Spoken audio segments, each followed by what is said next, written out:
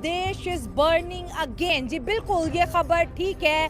40,000 के करीब Bangladeshi textile worker जी रोड्स पर आ चुके हैं। बैक्सिमको की 170 कंपनीज बंद हो चुकी है। 32 को हुकूमत ने नीलाम कर दिया और बाकियों को ताला लगा दिया। ये चीज़ इतनी एग्रेसिव हो चुकी है कि इन वर्कर्स ने साथ वाली फैक्ट्रीज के इर्द गिर्द जो ढाका के आसपास है उनको जलाना शुरू कर दिया है। और ये इतना बड़ा मैसिव प्रोटेस्ट इस वक्त बांग्लादेश के अंदर हो रहा है कि पुलिस जो है अवाम के ऊपर शेलिंग कर रही है, वाटर कैनन का यूज़ हो रहा है, टीयर गैस का यूज़ हो रहा है, ग्रेनेड का इस्तेमाल किया जा रहा है, लेकिन अवाम आपे से बाहर है। मोहम्मद यूनुस की जो सरकार है वो बांग्लादेश के लोगों को कंट्रोल नहीं कर पा रही है।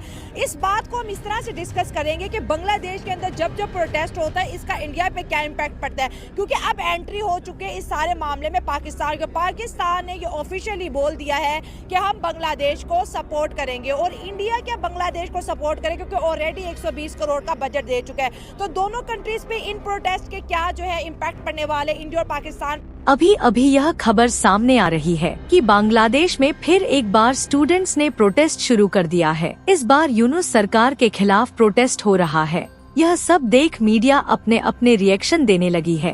बड़ा मेगा यूनिट था, तो वो बस उनका फाइनेंशियल क्रंच चल रहा है, वो अपने वर्कर्स को सैलरीज नहीं पे कर पा रहे, और पर्टिकुलरली जो उन्होंने लोन लिया था स्टेट से वो उनको रीपे नहीं ना करने की वजह से सारे मसले मसाइल बने हैं। हाँ। बांग्लादेश के जो क्राइसिस है वो बढ़ते चले जा रहे हैं। इसमें इंडिया पे क्या इफेक्ट पड़ेगा और पाकिस्तान पे क्या पड़ेगा, ये भी हमें डिस्कस करना बहुत ज़्यादा ज़रूरी है। क्योंकि अगर पड़ोसी मुल्क के अंदर गुर्बत होती है, जैसे ये स्ट्राइक की बात करें तो इन्होंने पहले जो है आसपास की फैक्ट्रीज में आग लगाना शुरू कर दी, फिर जो है पब्लिक ट्रांसपोर्ट को आग लगाना शुरू कर दिया।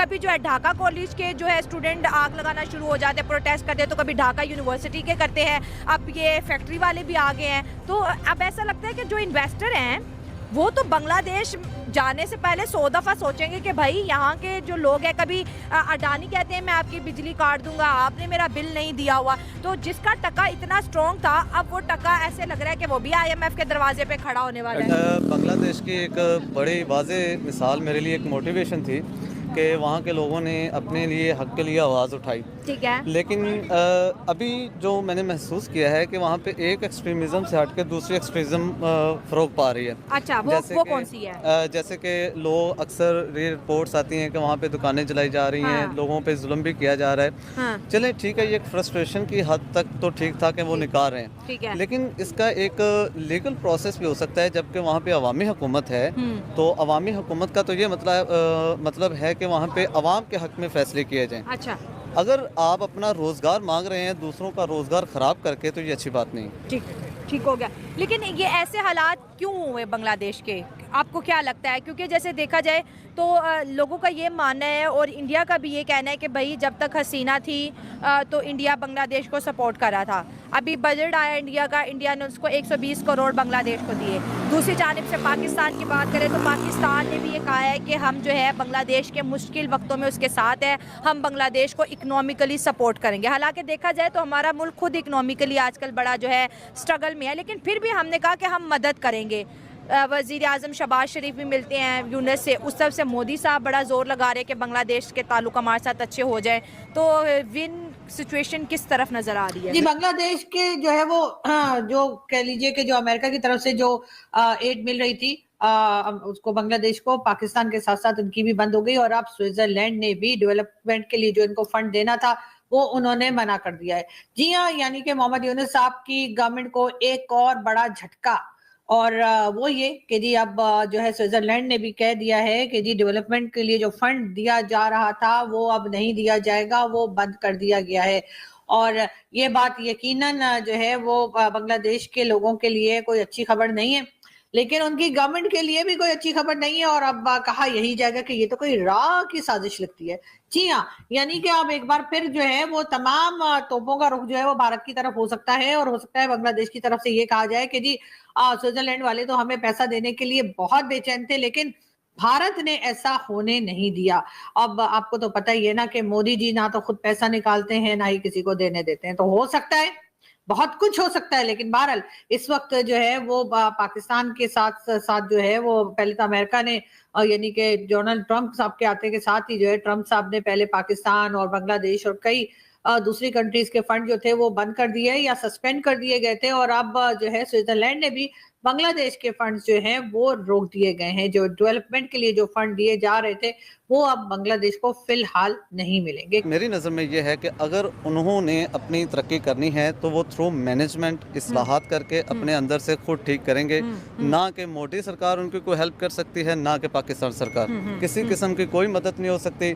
अवामी हुकूमत का मतलब ये होता है अवाम के मुताबिक कानून, अवाम के लिए कानून और अवाम के हक में फैसले। इसमें मसला जो आ रहा है वो इस्लाहात का आ रहा है। शायद उस हुकूमत को अभी उन चीज़ों का पता नहीं है, बल्कि वो बेहतर तरीके से अगर मैनेज करें तो वो खुद ही कर लेंगे। तो अवाम का एग्रेशन कम हो जाएगा। अवाम का एग्रेशन जी देखें, अवाम का एग्रेशन एक ही सूरत में कम हो सकता है अगर आप अवाम को रोजगार दें और अवाम के हक में फैसले करें। तो ठीक आपको है, लगता है यूनुस सरकार अवाम के हक में फैसले नहीं कर रही है? ये उनके फैसले करने का मतलब नहीं, वो बेहतर तरीके से इसको हैंडल नहीं कर पा रहे। ठीक है, अगर बैक्सिमको कंपनी की बात करें तो 170 के करीब उसकी फैक्ट्री थी, 32 को सरकार नीलाम कर रही है और बकाया को उन्होंने ताला लगा दिया। ठीक है, अब वर्कर्स तो रोड पे हैं। बांग्लादेश के अंदर एंटी इंडिया नैरेटिव भी तो बहुत बिल्ड हुआ है कि बांग्लादेशी पहले इंडिया को भाई मानते थे। खबर हमारे पास आ रही है कि ये क्या हुआ है। बांग्लादेश की राजधानी ढाका में फिर से बवाल मचा हुआ है। टेक्सटाइल इंडस्ट्री के हजारों कर्मचारी सड़कों पर उतर आए हैं, फैक्ट्रियों को आग के हवाले कर रहे हैं और पुलिस से भिड़ंत हो रही। वजह 170 कंपनियों पर ताले और 40,000 से ज्यादा लोगों की नौकरी चली गई। भाई बांग्लादेश में सड़कों पे तो ऐसा हाल हो रखा है कि अब लोग पूछना शुरू हो गए हैं ढाका कोई सिटी है कि भाई प्रोटेस्ट का एक स्थान बना हुआ है, क्योंकि रोज हर रोज कोई एक नया प्रोटेस्ट होता है। दोनों ममालिक अपने ताल्लुकात को रीडिफाइन कर रहे हैं कि कौन सी डेवलपमेंट है जो पाकिस्तान और बांग्लादेश के ताल्लुकात के तनाजुर में हमें देखने को मिलेगी जब से हुकूमत चेंज हुई है। खास तौर पे लगता है कि जैसे पाकिस्तान और इंडिया से ताल्लुकात जो है ना वो रिवर्स हुए हैं मोर और लेस। ये जो आला सतही वफूद का और फौजी क़यादत का तबादला और विजिट्स हो रहे हैं पिछले चंद माह में ढाका और इस्लामाबाद के दरमियान, वो इस बात का सबूत है। Bangladesh is burning again. जी बिल्कुल, ये खबर ठीक है।